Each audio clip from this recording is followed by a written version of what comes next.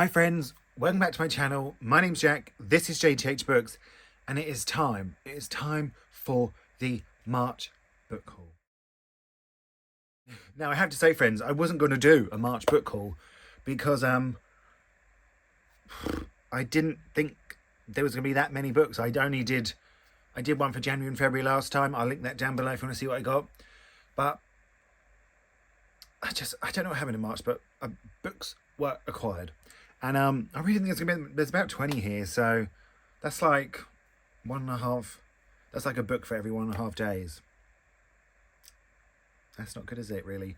But let's just show them to you, because why are we here? Because we love books, and I have a book buying problem, and you friends, you encourage it.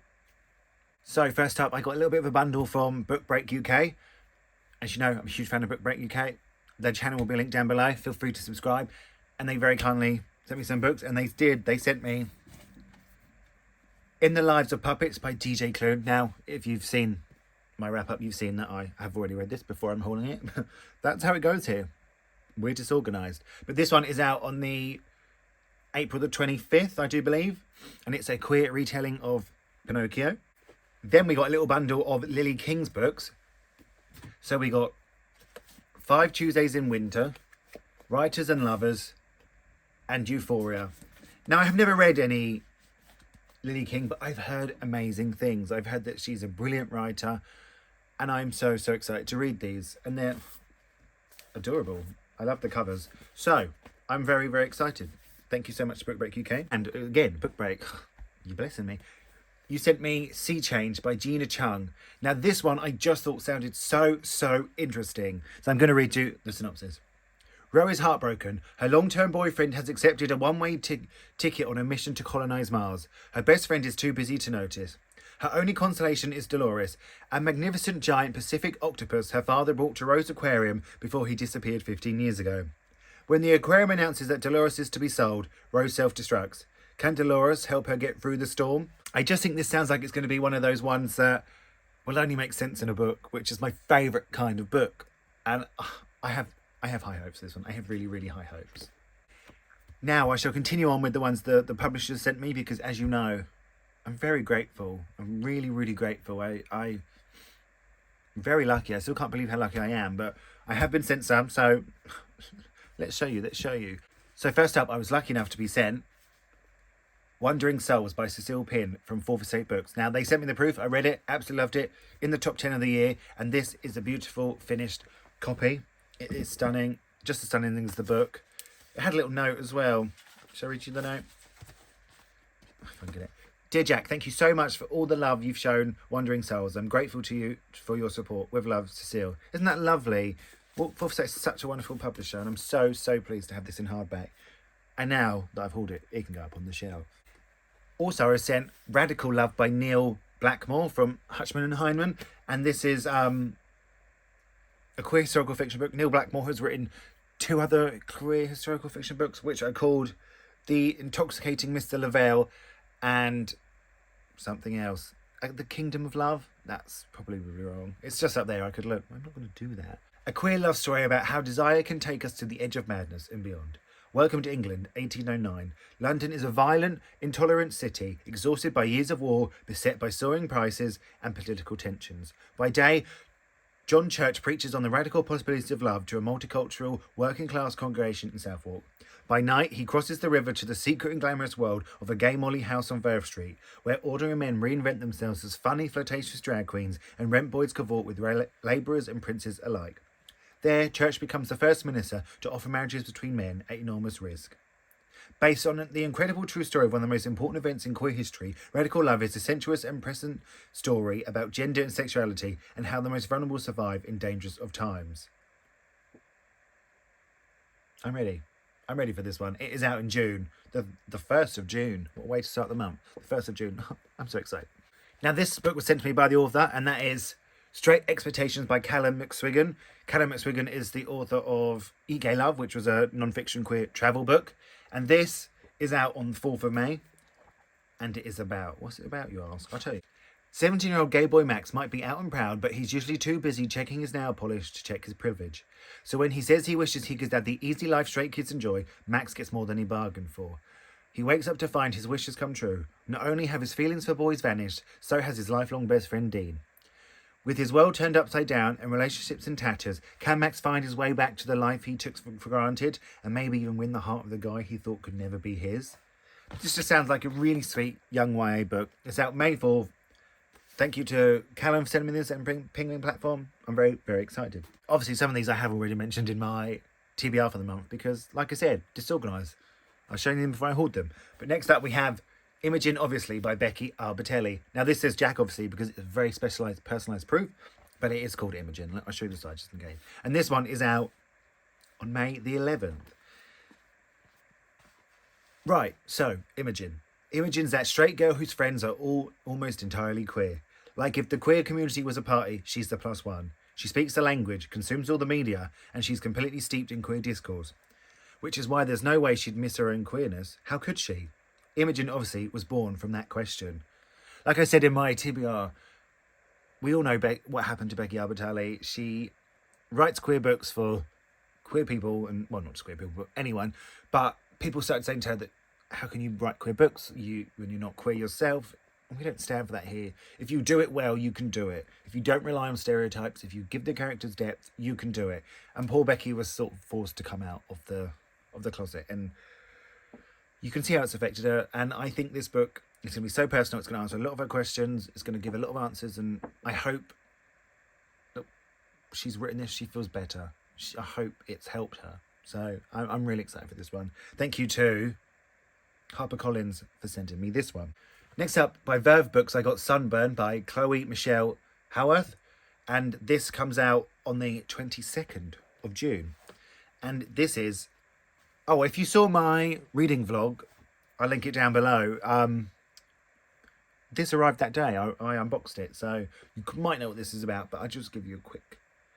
In the early 1990s, in the Irish village of Crossmore, 15-year-old Lucy feels out of play. Despite her fierce friendships, she's always felt this way, and the conventional path of marriage and motherhood doesn't appeal to her at all, not even with handsome and doting Martin, her closest best friend. Lucy begins to make sense of herself during a long, hot summer, when a spark with her school friend Susanna escalates to an all-consuming infatuation, and very quickly to a desperate and devastating love. Just excited. 22nd of June. Thank you, thank you, thank you. Now this one, I've got big chunky fans here. It's kindly sent me by Pirka's Books, and it is Fourth Wing by Rebecca Yaros. Welcome to the Healer's Quadrant. Now this was like, it's got sent to me with like some instructions, and I got a badge, and I got a temporary tattoo, which I should have put on for you now, but I didn't today. Look, big chunky fantasy. This is the brutal and elite world of Baggersteth War College, where everyone has an agenda and every night could be your last. Violet Soaringale was supposed to live a quiet life among books and history. She was supposed to be in the scribe quadrant. But now, the commanding general, also known as the toughest Talon's mother, has ordered her to join the Riders Quadrant, where hundreds of candidates are striving to become the elite Navari Dragon Riders. Alliances will be forged, lives will be lost, traitors will become allies or even lovers. But sleep with one eye open, because once you enter Baggersteth, there are only two ways out. Graduate or die. Oh, that does sound good, doesn't it? It's giving me a bit of Power of the Orange Tree vibes, but different. Oh, I'm gonna read this. I'm gonna read this. It is out in May the 11th. It just says May. It just says May. So I can't give you a precise date, but it's May. Okay, next month. But thank you for sending me this. I'm excited. I'm excited for it. Well, it was also my birthday in March, so my sister, she very kindly got me a couple of books. She got me In Memoriam by Alice Wynne. Again, this was mentioned on my TBR for the month of April. And well, as I'm filming this, I'm reading this right now, so that's all I'll say. Oh, that's what I'm going to say. And because I've heard no one say bad things about it, that I wanted to read it. I wanted to read this next one, and it is Demon Copperhead by Barbara Kingsolver. I don't really know what this is about. I do believe it is a bit of a retelling of something. But it sounds like David Copperfield. It's a bit of a retelling of David Copperfield. Demon's story begins with his dramatic birth to a single mother in a single wide trailer, looking like a little blue prizefighter. For the life ahead of him, he will need all that fighting spirit, along with buckets of charm, a quick wit, and some unexpected talents, legal and otherwise. In the southern Appalachian Mountains of Virginia, poverty isn't an idea. It's as natural as the grass grows. For a generation growing up in this world, at the heart of the modern opioid crisis, addiction isn't an abstraction. It's neighbours, its parents, and its friends. Family could mean love or reluctant foster care. For Demon, born on the wrong side of luck, the affection and safety he craves is as remote as the ocean he dreams of seeing one day. The wonder is in how far he's willing to travel to try and get there. God, even that synopsis was beautifully written. I was right to ask for this. But that's for my lovely, lovely sister who doesn't know I do this, isn't going to watch this, so I've thanked her in person. Don't worry.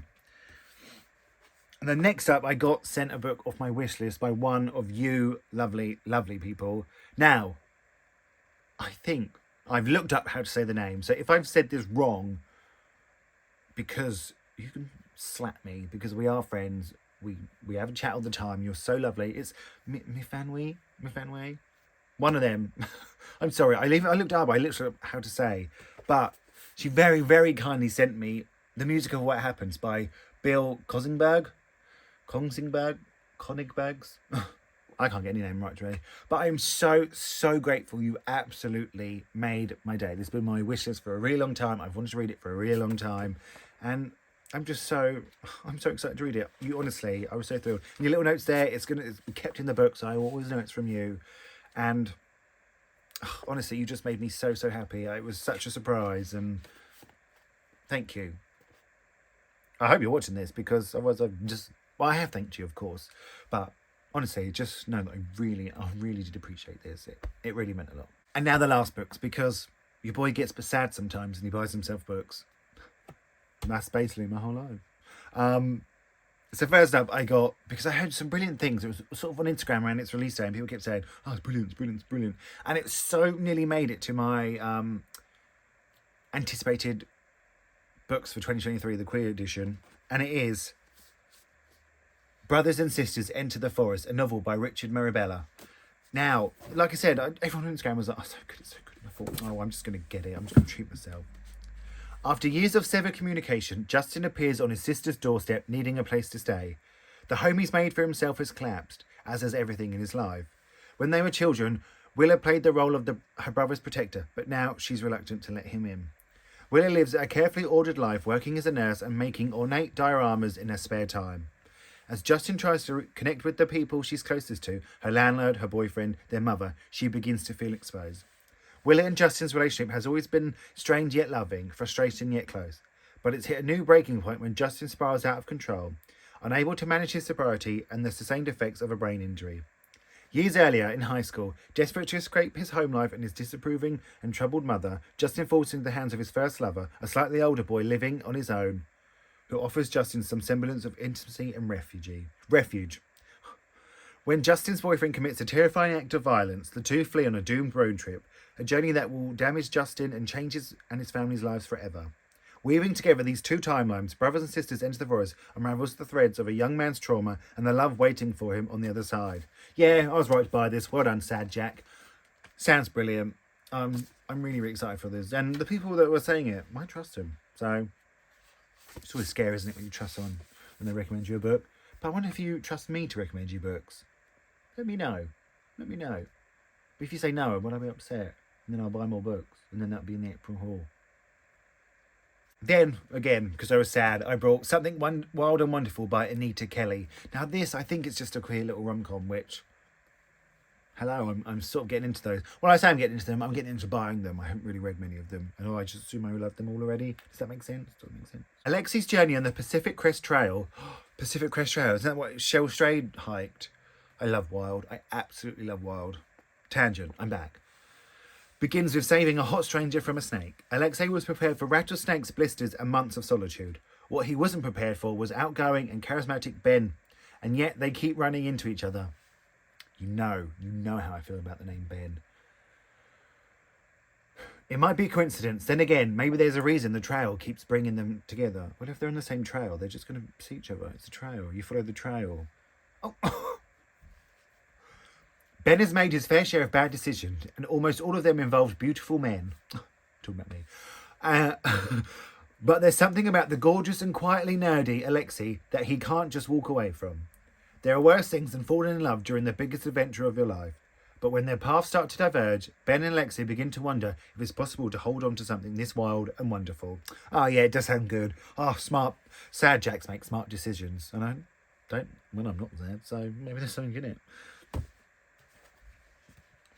Now this was on my anticipated queer books. It's Solomon's Crown by Natasha Siegel. As soon as I heard this, I wanted it. And I'm so excited for it. I'm so excited. And then lastly, we have Boy Like Me by Simon James Green. In the library, someone is committing a crime. There's a novel hidden there about two boys falling in love. In this time and place, a book like that is illegal. When Jamie Hampton reads the novel, he recognises his own suppressed feelings. Then he sees messages scrawled in the margins. Someone is reaching out. Who wrote the messages? And should Jamie write back? And that's the start of this story. And for Jamie, it's the start of everything. Oh, I've heard nothing but good things about this. Simon writes such great young adult books. And this is set in the 90s. And it's set in section 28, is it called? And which I grew up in, which I didn't even realise at the time. Like, being queer wasn't spoken about in school, so I didn't even realise I was under that. But it ended in 2003, and I left school in 2005. But still, no one spoke about it. No one spoke about it when someone's calling you a horrible name in the playground. I ordered this from Gaze the Word. Dear Jack, thank you for your order. Enjoy, Jim. Oh, Jim. I like Jim. Yeah, so sorry, I keep going off on tangents. I'm very, very excited for this one. So that's it. That is my March book haul. Again, a bit too many, wasn't there? I can't quite keep up with the pace I'm getting them to the pace I'm reading them. So we're going to have to try. But I hope you like these. I hope you like the sound of some of these books. If you're going to read any, let me know. If you're interested, let me know. If you've read any, let me know. And again, thank you for sending me the book. And thank you to my sister who's not watching this. And thank you to the publishers. I'm honestly grateful. You couldn't even begin to imagine how grateful I am. But thank you so much for watching. I'm going to speak to you all really, really soon.